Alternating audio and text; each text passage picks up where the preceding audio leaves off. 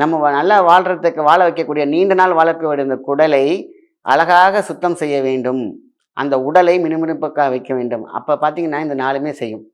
அகம்பொருள், அதுமாரி பொருளகம், அதுமாரி குறளகம். அதான் நம்மளோட டோட்டல் குரல்லேருந்து வயிறு வரைக்கக்கூடிய தொண்டை கட்டு எல்லாத்தையுமே சரி செஞ்சிடும்.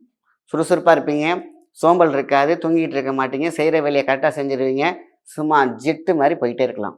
ஸோ உடம்பை சுறுசுறுப்பாக்கக்கூடியது தான் சோம்பு, பெருஞ்சீரகம். சோம்பலை முறிக்கும் அப்படின்னு சொல்லுவாங்க. சரி, சோம்பலாக வருது அப்படின்னு சொல்லுவாங்க இல்லையா, அதெல்லாம் தூக்கி போடக்கூடிய ஒரு விஷயம்தான் சோம்பு. அப்போ எல்லாத்தையும் மெர்ஜ் பண்ணுறாங்க பாருங்கள் நம்ம முன்னோர்கள். எல்லாமே ஹெர்பல், எல்லாமே அற்புதம், பேராற்றல் தரக்கூடிய மிகப்பெரிய மூலிகைகளை தான் செலக்ட் பண்ணுறாங்க. ஆனால் எல்லாமே நம்ம சமையல் பெட்டியில் இருக்கிற விஷயந்தான், அஞ்சரை பெட்டியில் இருக்கிற விஷயந்தான். அதனால் ரொம்ப குழப்பிக்க தேவையில்லை. இதை மட்டும் எடுத்தாலே போதுமான விஷயந்தான். 100% உங்களுடைய உடம்பு கொஞ்சம் கொஞ்சமாக குறையும். சில பேர் இதெல்லாம் எடுக்கும் பொழுது எனக்கு எந்த ரியாக்ஷனுமே இல்லைன்னு சொல்லிட்டு அப்படியே விட்டுடுவாங்க.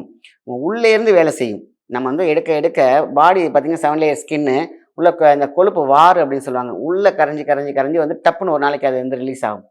ஸோ அப்போ வந்து என்னடா நம்ம இவ்வளோ நாள் சாப்பிட்டுட்டு இருக்கோம், இந்த ப்ராசஸ்லாம் எதுவுமே குறையல அப்படின்னு நினச்சிடாதீங்க.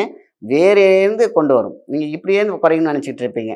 சரிங்களா? அதனால் உள்ளேருந்து இப்படி எடுத்துக்கிட்டே இருக்கும். ரூட் காசஸ்லேருந்து வந்து அதுக்கப்புறம் பார்த்தீங்கன்னா ஃப்ளாட்டாக கொண்டு வந்துடும். கையில் தொங்கக்கூடிய சதைகள், இடுப்பில் தொங்கக்கூடிய சதைகள், அதேமாரி பார்த்திங்கன்னா எங்கெங்கெல்லாம் அன்வான்டட் கொழுப்பு கட்டிகள் இதெல்லாம் அவ்வளோ அழகாக குறைய ஆரம்பிக்கும்.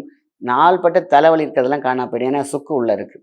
ஆக சுக்குக்கு மிஞ்சிய மருந்து இல்லைன்னு ஒரு வார்த்தை சொல்லிட்டாங்க. அதுமாரி எல்லாத்தையும் பார்த்து பார்த்து பார்த்து வாதம், பித்தம், கபம் இந்த 3 தான் ஒருத்தவங்க வியாதிக்கு காரணம். ஒபிசிட்டி ஆகிறதுக்கு காரணம், கேஸ்ட்ரிக்கு காரணம், சரியாக பசிக்காததுக்கு காரணம். நல்ல ஒரு ஜீரண சிஸ்டம் கொடுக்கும் இந்த ப்ராசஸ். இதுக்கு மேலே என்ன வேணும்? நாட் ஒன்லி குண்டாக இருக்கிறவங்க வந்து ஒன்லி ஸ்லிம் ஆகிறதுக்கு மட்டும் கிடையாது. அவங்க சாப்பிட்ற சாப்பாடு எதுவாக இருந்தாலும் கரெக்டாக ஜீரணிக்கக்கூடிய சக்தி, ஜீரண மண்டலத்தையும் சூப்பராக்கக்கூடிய விஷயந்தான் இந்த ப்ராசஸ். இதை தான் நம்ம முன்னோர்கள் அழகாக செஞ்சுருக்காங்க. நல்ல விஷயத்தை மற்றவங்க ஷேர் பண்ணுங்கள். நன்றி, வணக்கம்.